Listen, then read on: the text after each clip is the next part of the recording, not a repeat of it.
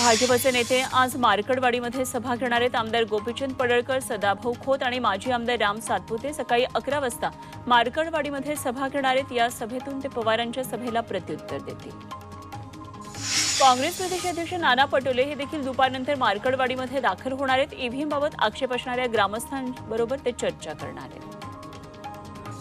आमदार उत्तम जानकर आज निवडणूक आयोगाकडे जाणार आहेत. आपला मतदारसंघ ट्रायलसाठी द्यायला तयार असल्याचं जानकरांनी म्हटलंय. तसंच बॅलेटवर निवडणुका घ्याव्यात, आपण राजीनामा द्यायला तयार आहोत, अशी भूमिका आमदार उत्तम जानकरांनी घेतली. माणगावमध्ये ईव्हीएम विरोधात जोरदार आंदोलन करण्यात आलं. अपक्ष उमेदवार राजेंद्र ठाकूर यांच्या नेतृत्वाखाली आंदोलन झालं.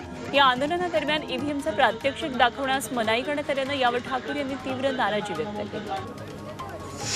समाजवादीचे आमदार अबू आझमींनी मवियाला दिलेल्या सोडचिठ्ठीवर आमदार आदित्य ठाकरेंनी प्रतिक्रिया दिली. अखिलेश यादव यांची समाजवादी पार्टी ही आमच्या सोबत असल्याचं आदित्य ठाकरेंनी म्हटलंय.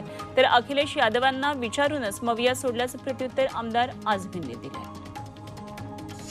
1,500 रुपयांमध्ये बहिणींची मतं विकत घेतल्याची टीका संजय राऊत यांनी केली. एका घरात 3 महिन्यांना पैसे दिलेत, आता पैसे आणणार कुठून, दिलेले पैसे परत घेऊ नका, बहिणींना नोटिसा पाठवू नका, असा टोलाही संजय राऊत यांनी सरकारला लगावला.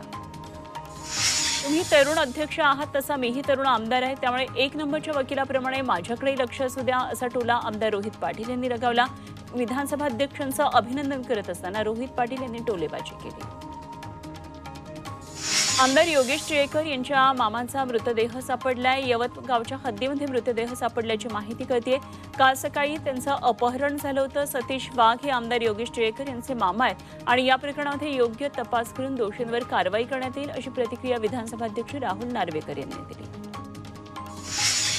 शिवसेना राष्ट्रवादी आमदार अपात्रता प्रकरणाची सुनावणी पुन्हा एकदा लांबणीवर पडली. आमदार अपात्रता प्रकरणाची सुनावणी पुढच्या वर्षी होणार आहे. सुप्रीम कोर्टात तत्कालीन विधानसभा अध्यक्ष राहुल नार्वेकर यांनी दिलेल्या निकालाविरोधात दाखल याचिकेवर आता 7 फेब्रुवारी 2025ला सुनावणी होणार आहे.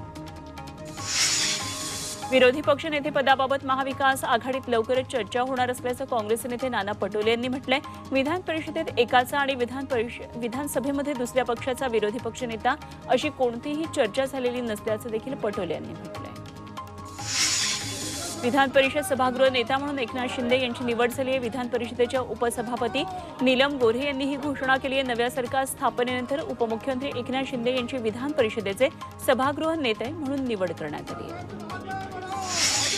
10 डिसेंबरपासून हिवाळी अधिवेशनाला सुरुवात होणार असल्याची घोषणा विधानसभा अध्यक्ष राहुल नार्वेकर यांनी केली आहे. 16 ते 21 डिसेंबर दरम्यान नागपूरमध्ये हिवाळी अधिवेशन पार पडणार आहे. नव्या मंत्रिमंडळाचा विस्तार हा 13 डिसेंबरला होण्याची शक्यता आहे. राजभवनामध्ये राज्यपाल नव्या मंत्र्यांना शपथ देणार आहेत. या बैठकीमध्ये 13 तारखेला विस्तार करण्यावर चर्चा आणि एकमत झाल्याची माहिती आहे. तसंच मंत्रिमंडळात किती आणि कोण कोण असणार यावर देखील निर्णय घेतला जाणार आहे. कर्नाटक सरकारनं बेळगावातल्या मराठी भाषिकांवर दडपशाही केल्याचा आरोप उपमुख्यमंत्री एकनाथ शिंदे यांनी केलाय. कर्नाटक सरकारच्या दडपशाहीचा एकनाथ शिंदेंनी जाहीर निषेध केला. शिवसेना बेळगावातल्या मराठी भाषिकांच्या पाठीशी खंबीरपणे उभं असल्याचंही त्यांनी स्पष्ट केलं.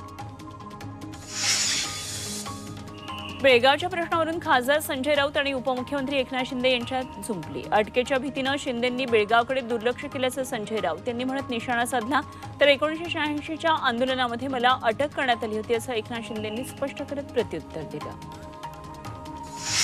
गरज पडली तर उद्धव ठाकरे बेळगावला जाणार, अशी माहिती आमदार सुनील प्रभू यांनी दिली. मराठी माणसासाठी शिवसेना उद्धव बाळासाहेब ठाकरे पक्षातले नेते आणि ठाकरे बेळगावला जाणार असून वेळ आली तर आदित्य ठाकरे सुद्धा जाऊ शकतात, अशी माहिती प्रभूंनी दिली आहे.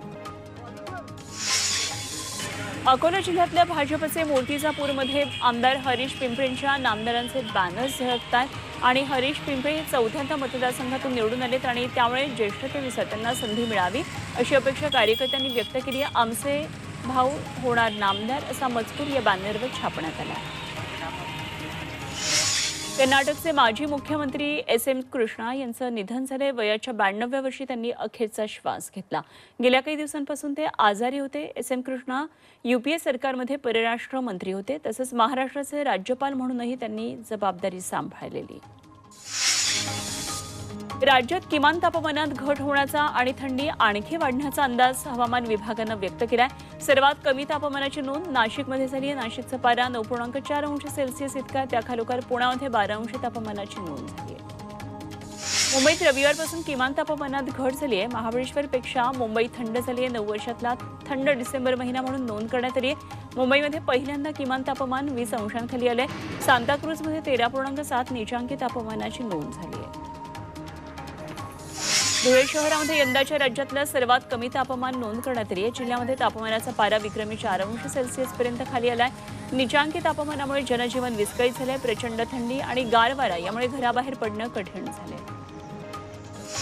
नंदुरबार जिल्ह्यामध्ये थंडीचा कडाका वाढलाय. तोरणमाळमध्ये तापमान 9 अंश सेल्सिअसपर्यंत खाली आलंय. सातपुड्याच्या डोंगररांगांमध्ये प्रचंड थंडी पडली आहे. थंडीपासून बचावासाठी नागरिक शेकोट्यांचा आधार घेतात.